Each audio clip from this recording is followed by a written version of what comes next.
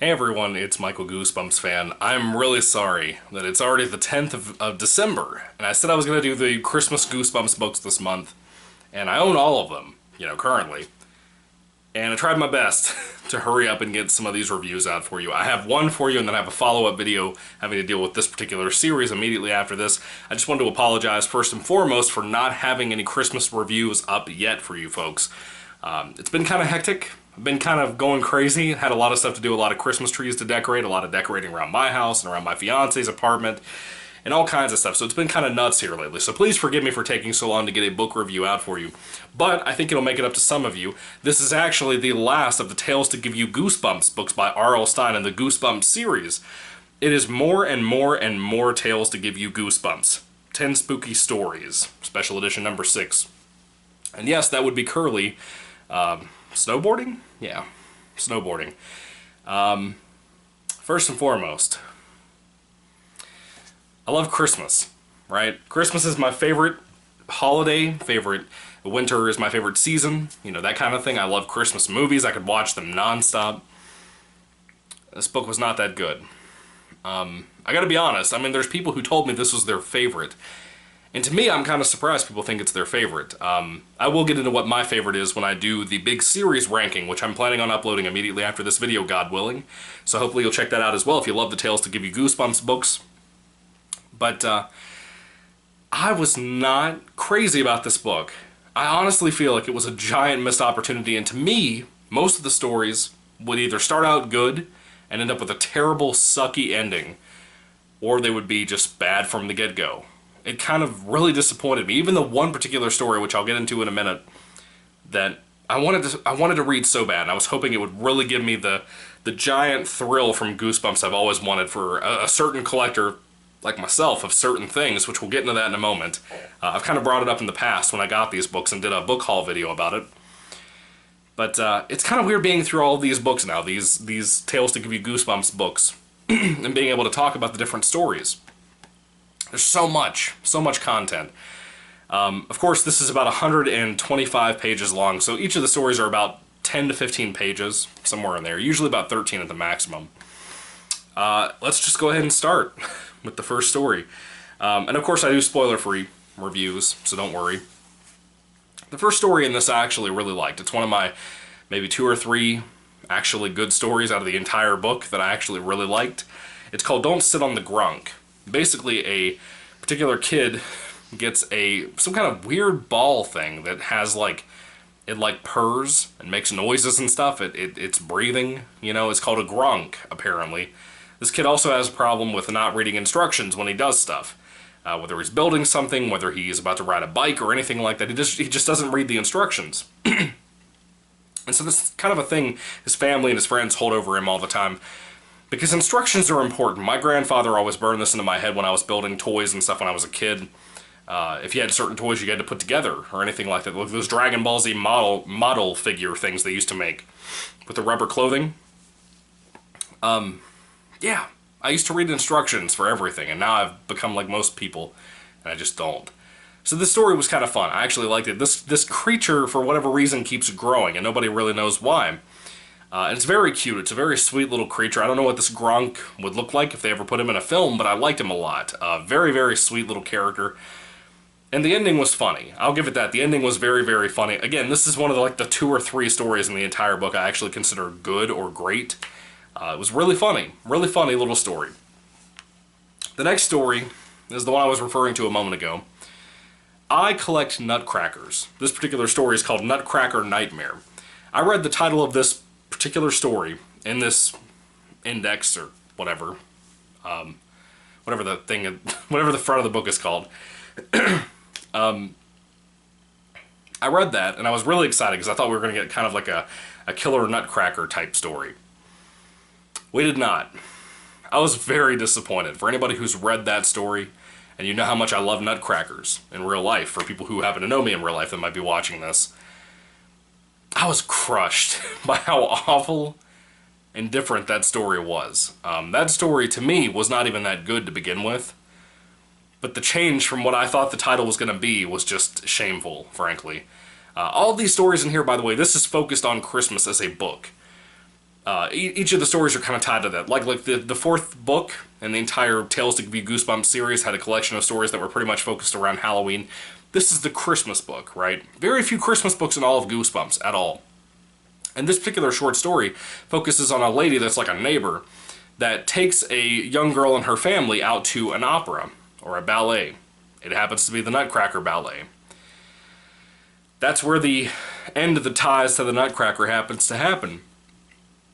The rest of the story is pretty much just trying to get away and not being able to escape this horrible place, because it's almost like a Groundhog Day type thing, but not waking up and dying all the time and stuff, kind of just living in the moment and the play ballet thing never going to end, essentially. It's really bad. It started out kind of decent. The girl was very spiteful, very rude to the old neighbor. That's really all there was to it, and the ending was just stupid. It was a very big disappointment, if you can't tell in my eyes how disappointed I am by that story, especially as a Nutcracker aficionado. I wanted a Nutcracker-focused story, like an attack Nutcracker story, kind of like the last story in the book. But we didn't get that. No.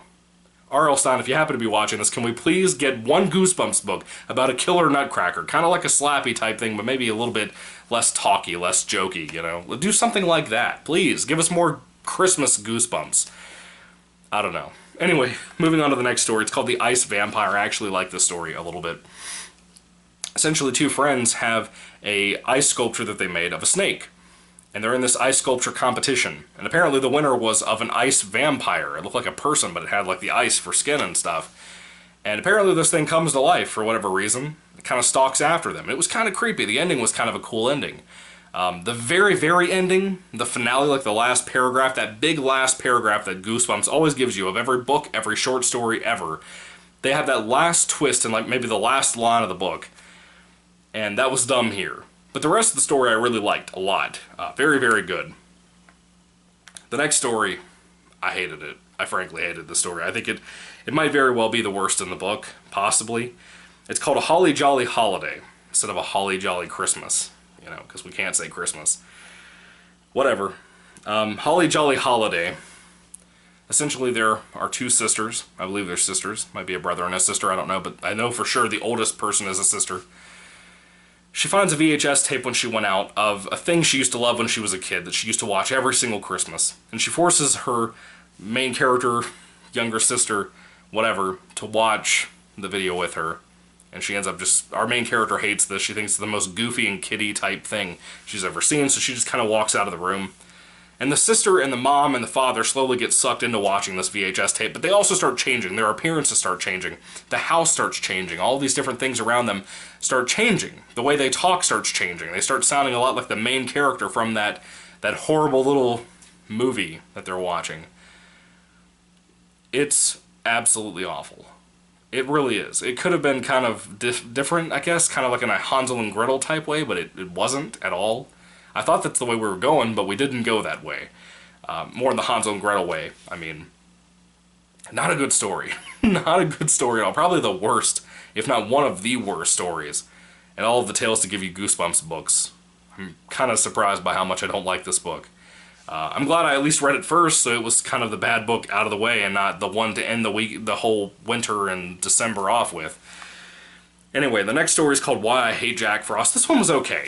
I didn't hate it. I don't love it. It was kind of cool, kind of a cool concept. Basically, a kid and his family are taking kind of a, I guess it's kind of a trip, not really a flat-out moving away type of scenario. But they kind of take a trip out to this Mojave Desert type thing. And at this new house, they happen to also have a decoration they found, or the kid, the main character, found. And he, for whatever reason, hangs it over the top of his bed. And this particular desert place, of course, gets no snow. It's Christmas time. What's the point? It's kind of disappointing when you grow up in a place that always gets snow, and now you live in a place for this Christmas that doesn't have any snow. The kid hangs up an ornament over the top of his bed, kind of like a dream catcher type thing. And when he goes to sleep, as soon as he falls asleep, it's like he wakes up in a Narnia type place. Like you remember in Lion the Witch and the Wardrobe when the kids would go through the wardrobe and they'd end up in this very snowy place. It's kind of like that in a little way. I almost wonder if R.L. Stine was kind of referencing that a little bit. Kind of channeling that a little bit with that story. And it's kind of like this dwarf elf guy and a snowman that comes to life that keep staying on top of our main character about coming and playing with them and stuff. And he really can't get any rest, because while he's kind of doing his day-to-day life, he goes to sleep to rest, and then he ends up in this other parallel world thing that's possibly inside of the ornament. It was kind of a cool story, kind of a cool concept. Not really the best execution, I think. Not really the best ending to the story either when you get there, but it was fine. It was fine. I didn't hate it. You know, it was good. Let's go to the next story. Marshmallow Surprise. This one was not good at all. Frankly, the ending is so bad in this story. It's one of the worst in Goosebumps ever. I really like the setup. I like where we were going at the beginning of the story. And then the ending is so freaking bad. There's no words for it. Basically, 3 children that are brothers and a sister, I think. They're all kind of riding their little snow sleds, and they slam into this gate and this mailbox and stuff at this old lady's house who has a very bad reputation for being a scary, mean old lady. Kind of like the witch of the neighborhood in a little bit. Essentially, the lady invites the kids inside. She turns out to be nice, by the way, when she comes out to get to the kids when they hit her mailbox and her gate and everything with their sleds. She invites them inside to warm up and have some hot cocoa with some Marshmallow Surprise, is what she calls whatever the marshmallow thing is she's going to put on top of the cocoa. And she won't tell them what it is, though. And things kind of get a little tense. And I was with the story. I actually liked most of the story, like I said. And then the finale happened. If you've read this story, if you happen to have read this story inside of this book, you know how awful that ending is. You know how absolutely embarrassing that ending is. I refuse to believe that R.L. Stine wrote that story. I do. I do. It's freaking awful. I mean, there's no words for it. Moving along to another story. This one's bad, too. It's called Monster on the Ice. You have a kid who's interested in ice hockey. He plays hockey all the time for school and stuff. And he gets a new pair of skates, I guess, for Christmas. And he goes out and starts playing, you know, a game with his friends that are kids. And he starts turning into a monster while he plays. You know, ice hockey. If it sounds dumb and it sounds underwhelming, you know, it is underwhelming. So don't read it. Don't read it. Don't buy the copy of this book. Don't read it. It's horrible. It took me like a week to get through this book. I'm sorry. I tried my best. I tried to get a review out to you guys quick. And now you know. Now you know why it took me so long. When it's a bad book, I struggle through it. I don't care how short the book is. I struggle through bad books. Every time, even if it is Goosebumps. Even though as much as I love Goosebumps, I struggle tremendously through bad books. I do. The next book, or the next story in the book, I actually really loved. I thought it was very good. Possibly, if I had to say, it might be my favorite of the entire book. This one is called The Double Dip Horror. There are 2 twin sisters who like to ski, and essentially they decide to tell the skiing company where they're going out into the mountains to train kids for 6 days, only to have, on the 7th day of the week, they have a free skiing day all day long. They don't have to train the kids anymore or anything like that. They love to ski anyway, so they decide to lie to the company and say that one of the sisters, that's one of the twins, is actually sick and that she won't make it up to the trip, even though she does, which, how is that even possible? But it happened. They get up there. One of them will take turns with the other one trying to take care of the kids they have to train up to do the skiing stuff, even though the other one goes off skiing and having fun all day, pretty much. And then they'll trade out every once in a while. They have a group of kids, and one of the kids is very, very good. Pretty much a pro at this point. And they don't really know how that's possible and why he's in a beginner's class to begin with. He's kind of a mean kid, though. He keeps begging for personal lessons. And it kind of turns into something really crazy, and I really love the ending of it. It doesn't feel like R.L. Stine wrote it, but if he did, I liked it a lot. It was a very cool tribute-type story to kind of a... It almost feels like a Tales from the Dark Side type of episode a little bit. But I loved it a lot. I thought it was a really good story. Like I said, it's probably my favorite of the entire book, frankly, because this was not a good read. I don't think it was. I don't think this book was worth the money back then, and I don't think it's worth the money now since it's a collectible. Anyway, the next to last story in the book is called Santa's Helpers. I like this story a lot, for the most part. Essentially, there's a brother and sister who are really mean to the youngest sister of the family. They always tell her that she's not really one of their sisters, that she's not really a family member, or anything like that. And they want to go out playing with some friends in the snow and all that. And they end up and tell the little sister they don't want her to come along. The mom comes out there anyway and gets the little sister and brings her home. And something happens. Something happens with the brother and sister. It's kind of crazy. It's kind of weird. It's kind of wild.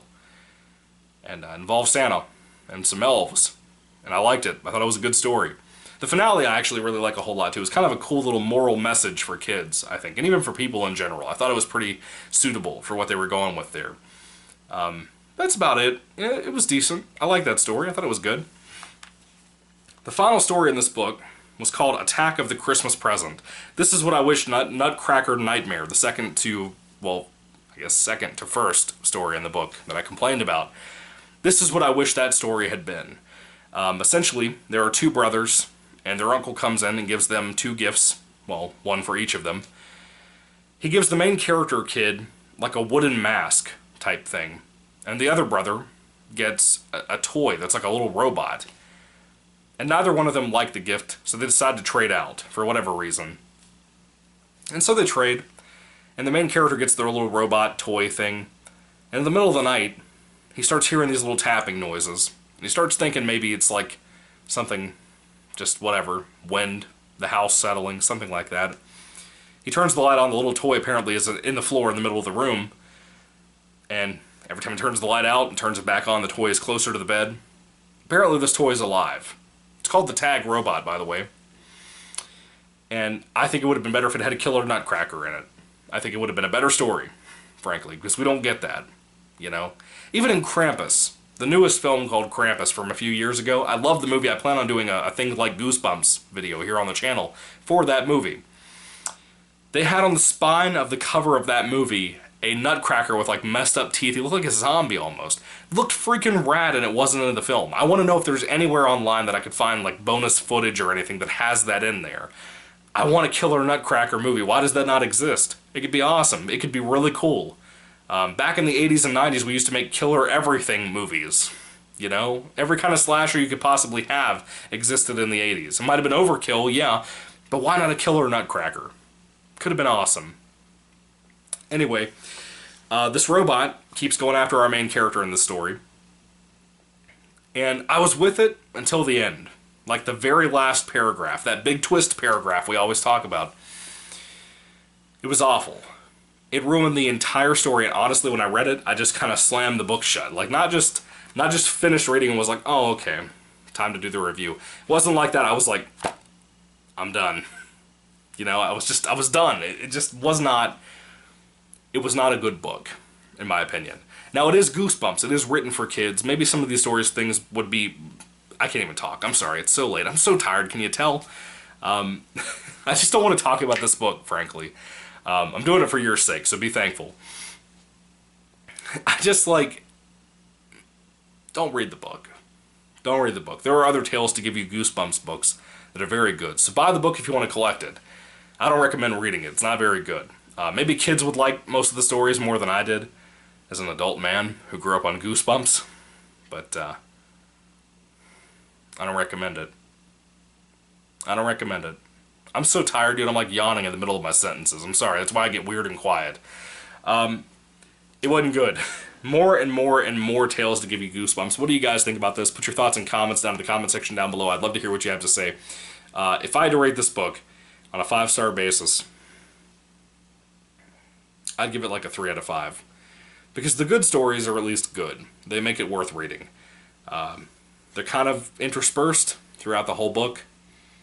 I think there's more bad stories than there are good stories. It might be maybe 4 good stories in the entire book out of 10.